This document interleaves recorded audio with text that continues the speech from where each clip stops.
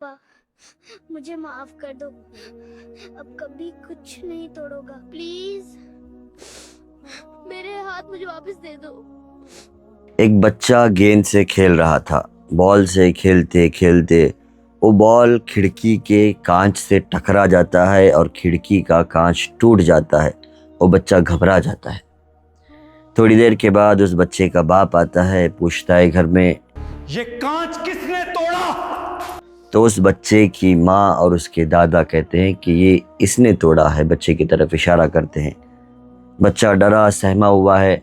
बाप गुस्से में एक लकड़ी जो वहाँ गिरी हुई थी उठाता है। उस लकड़ी से उसके हाथों पर, कलाइयों पर मारते जा रहा है।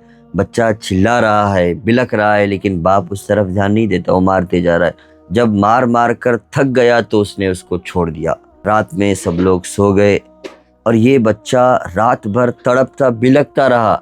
इसके हाथ जैसे सुन्न हो रहे थे।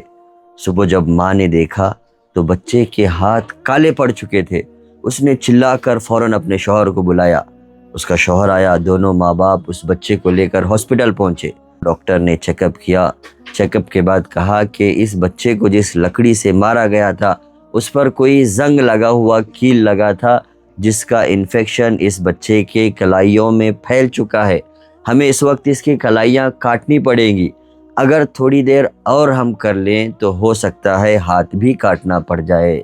बच्चे के बाप ने दिल पर पत्थर रखकर कलाइयाँ काटने की इजाज़त दे दी। जब बच्चे का ऑपरेशन हुआ और बच्चा होश में आया तो बच्चे ने जैसे ही अपनी कलाइयाँ गायब देखी तो बच्चा रोते रोते अपने बाप से कहने लगा, पापा, मुझे माफ कर दो।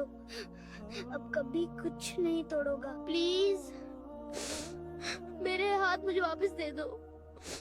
बाप बच्चे की इस बात के सदमे को बर्दाश्त नहीं कर सका। उस हॉस्पिटल की छत पर गया जो 4th फ्लोर का था और वहां से उसने छलांग लगा दी। बेचारा नीचे गिरकर मर गया। न उस मरे हुए आदमी की जान वापस आएगी, न उस बच्चे की कलाइयाँ वापस आएंगी। अपने बच्चों को मार पीट करने से पहले ये ज़रूर सोचें कि इसका अंजाम क्या हो सकता है। बच्चों को ऐसी सज़ाएं दे जिसमें वर्जिश भी हो और उन्हें ये सज़ा बोझ भी लगे। जैसे बच्चों से उठक बैठक करवाएं, बच्चों से 10 सफ़े लिखवाएं, बच्चों से कोई ऐसी एक्टिविटी कराएं जो बच्चों को बोझ लगे लेकिन उनके लिए फ़ायदा मंद हो। बेजा बच्चों पर तशद्दुद करने से बचें। इससे बच्चे सुधरने की बजाय बिगड़ जाएंगे। अल्लाह हमें सही समझ नसीब फरमाए।